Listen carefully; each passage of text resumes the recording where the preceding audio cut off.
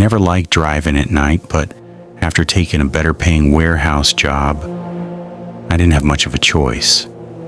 My shift ended at 1:30 a.m., and every night I had to drive nearly an hour home through rural Pennsylvania. Most of the route was a 2-lane highway surrounded by forests and farmland. There were long stretches where I wouldn't see another car for 10 or 15 minutes. For almost 3 months, nothing unusual ever happened. Then came the night I still think about every time I drive after dark. It was late October. Cold rain had been falling since sunset, and a thick fog was beginning to settle over the road.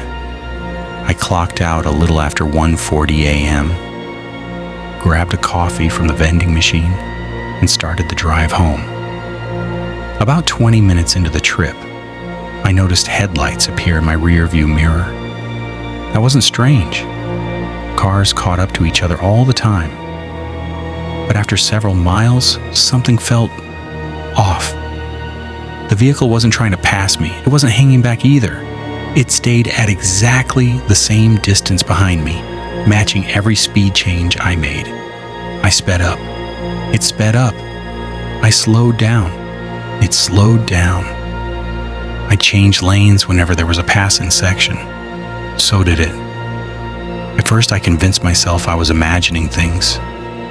Maybe we were just going to the same town.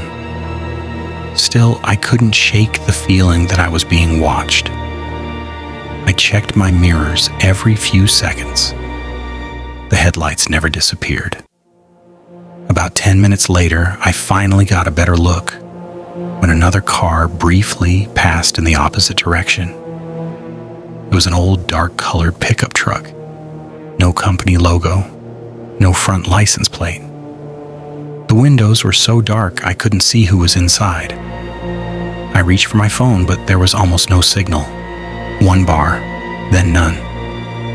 The road became narrower as it wound through dense woods. The rain grew heavier. The pickup remained behind me, every curve, every hill, every mile. I decided to test something. Instead of continuing toward home, I turned onto a small county road that added almost 15 minutes to my trip. Nobody would accidentally choose this road. The pickup turned too. That's when my stomach dropped. This wasn't coincidence anymore. Someone was following me. I pressed harder on the gas. The speed limit was 45. I was doing nearly 70. The truck stayed with me effortlessly. My hands were shaking so badly I could barely keep the steering wheel steady. I remembered there was a small gas station about 5 miles ahead. It stayed open all night for truck drivers. If I could make it there, I'd be around other people. The rain made it difficult to see more than 50 feet ahead. Finally, the glowing station sign appeared through the fog. Relief washed over me. I pulled into the parking lot and froze. The station was completely dark, closed. The lights I'd seen belonged to the sign outside. The building itself had shut down hours earlier. I'd made a terrible mistake. I kept driving without stopping. The pickup rolled slowly past the entrance and continued following me. Now it was closer, much closer. Its headlights filled my mirrors. I couldn't even see my own back bumper anymore. Then it flashed its high beams 3 times. Off, on, off, on. I didn't know what that meant. I wasn't waiting to find out. I called 911, no signal. Again, no signal. The phone might as well have been a brick. The road eventually connected back to the highway. I had one idea left. The county sheriff's office sat just outside the next town. If I could reach it, maybe I'd be okay. I ignored every speed limit sign. The truck stayed right behind me. When the town lights finally appeared, I almost cried from relief. Street lights, traffic lights, civilization. The sheriff's office was only another mile. Then something happened I wasn't expecting. The pickup suddenly accelerated. It pulled into the opposite lane. For a second, I thought it was finally passing me. Instead, it drove alongside my driver's window. I refused to look. I kept my eyes on the road, but I could feel someone staring at me through the darkness. Then the truck dropped behind me again, almost like it wanted me to know it could get beside me whenever it wanted. I turned sharply into the sheriff's parking lot. The truck slowed near the entrance and all stopped for 2 seconds, then sped away into the night before any deputy could come outside. The deputy searched the area for over an hour. They never found it. I gave them every detail I could remember. Old pickup, dark paint, no front plate, tinted windows. That was all I had. One deputy told me something that made my blood run cold. I wasn't the first person to report a truck matching that description. There had been similar calls over the previous year. Every report involved someone being followed for miles late at night. Every time, the truck disappeared before officers arrived. No arrests were ever made. No driver was identified. To this day, I still avoid that highway whenever possible. Maybe whoever was driving that truck was just trying to scare people. Maybe they had something much worse planned. Either way, well, I'm grateful I never found out.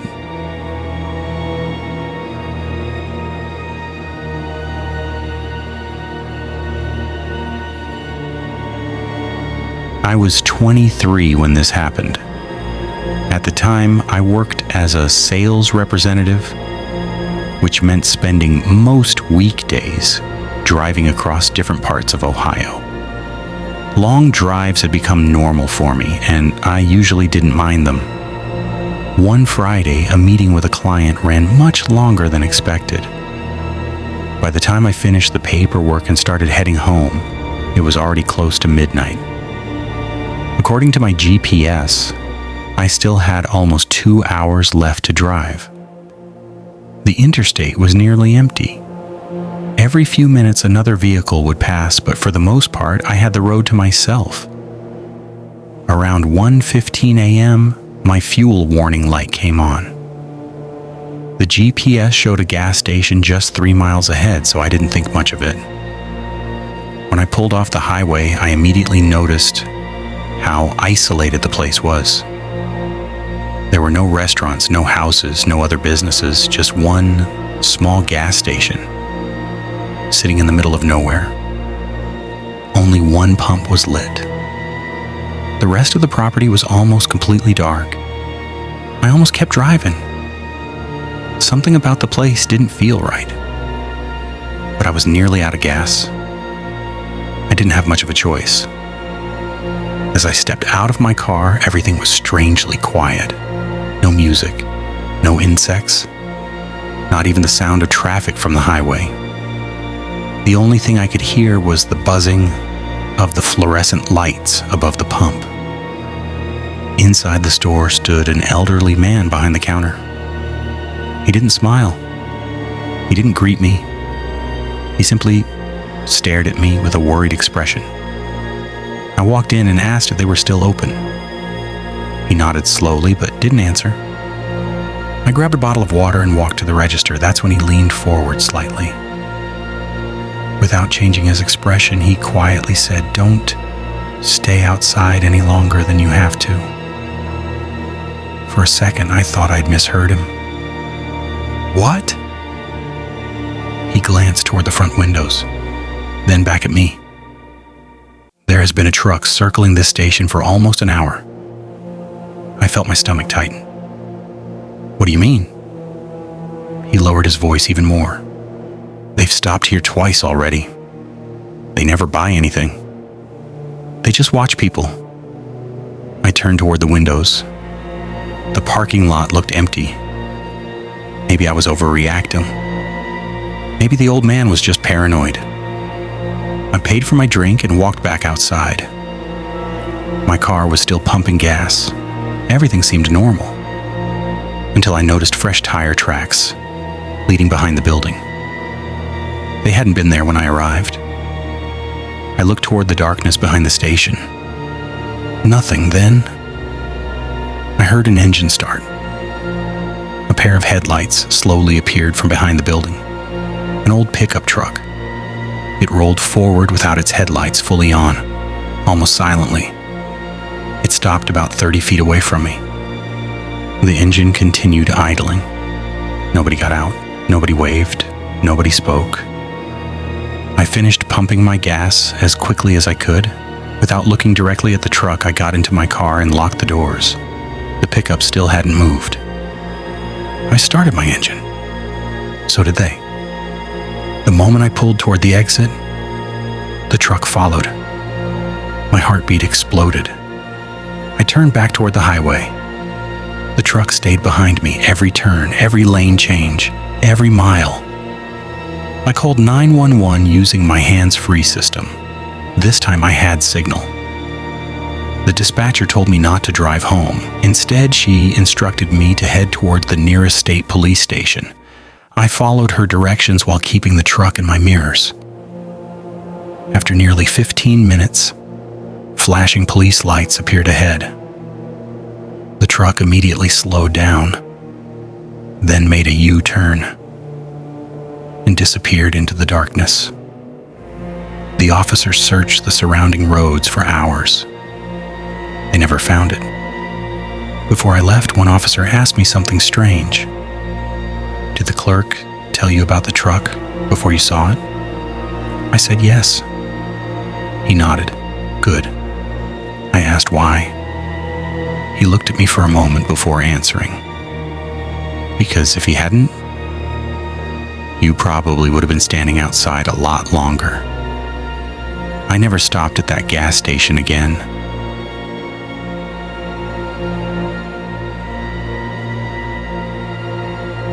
I used to think the biggest danger of driving at night was falling asleep behind the wheel. After what happened to me 3 years ago, I realized there are far worse things waiting on empty roads. I was driving home from my cousin's wedding in northern Michigan. The reception had ended late, and I didn't want to spend money on a hotel, so I decided to make the 3-hour drive home. It was almost 2 a.m. The roads were completely empty. The only sounds were my tires rolling across the pavement and the occasional wind hitting the side of my car. About an hour into the drive, my GPS suggested a shortcut. It would save nearly 20 minutes. Without thinking much about it, I accepted. The new route led onto a narrow county road surrounded by thick woods. There were no street lights, no houses, no traffic, just darkness. For nearly 15 minutes, I didn't see another vehicle.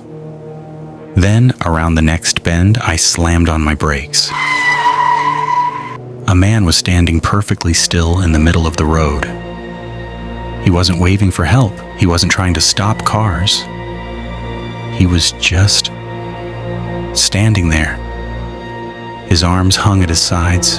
His head was tilted slightly downward. My headlights illuminated him, but he never reacted.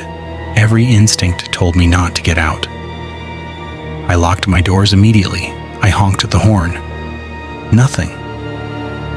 He didn't move an inch. I flashed my high beams several times. Still nothing. I grabbed my phone. No signal, of course. I considered backing up, but the road was too narrow and thick trees lined both sides. As I stared at the man, something else caught my attention. He wasn't alone. Just beyond the edge of my headlights, I could make out another figure standing between the trees. Then another. None of them moved. They simply watched my car. My heart started pounding so hard I could hear it. This wasn't someone needing help. This felt like a trap. I threw the car into reverse and backed up as fast as I could. The tires slid on the wet pavement. When I had enough room, I turned around and sped back the way I had come. I kept checking my mirrors. Nothing. No headlights. No one following me. About 10 minutes later, I finally reached a small convenience store that was still open. I rushed inside and told the clerk everything.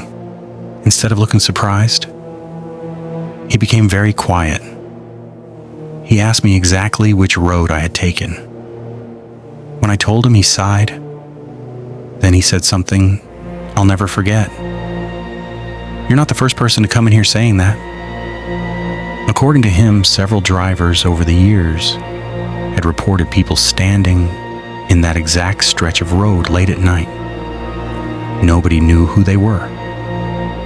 Whenever police arrived, the road was empty. The next morning I searched online.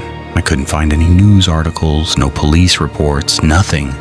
To this day, I have no idea who those people were, or what would have happened if I had gotten out of my car.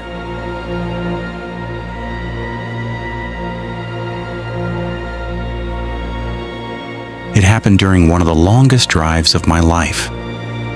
I had just finished visiting my parents in Tennessee and was driving back to Atlanta. The trip normally took about 4 hours, but because I left late, most of the drive would be after midnight. I stopped at a large rest area around 1 a.m. to use the restroom and buy a cup of coffee. The parking lot wasn't empty, but there weren't many people either. A few semi-trucks, a family loading luggage into an SUV, and an older man sitting alone on a bench near the vending machines. Nothing seemed unusual. I locked my car with the key fob and walked inside. I was gone for less than 5 minutes. When I came back, everything looked exactly the way I'd left it. My doors were still locked. Nothing appeared to be missing. I got in, started the engine, and continued driving. About 20 minutes later, I heard a strange sound. A quiet thump. It came from somewhere behind me. I looked in the rearview mirror. Nothing. Probably one of my bags had fallen over. I kept driving. 5 minutes later, another sound. This time it sounded like someone slowly shifting their weight. I turned the radio down. The sound stopped. I looked back again. There was still nothing. I laughed at myself. I was tired.